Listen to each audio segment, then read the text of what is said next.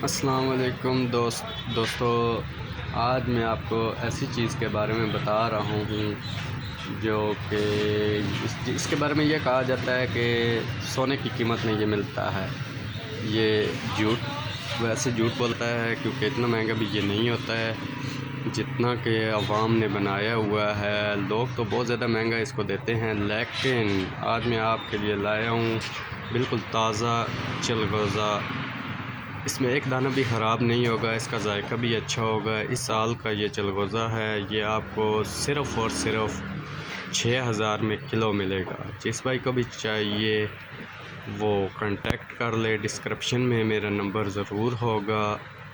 अच्छा चिलगोज़ा है, एक बार आप ट्राई करें। वैसे तो मार्केट में ये 14, 18,000, 16,000 सेल हो रहा है, क्वालिटी भी वो नहीं मिलती है।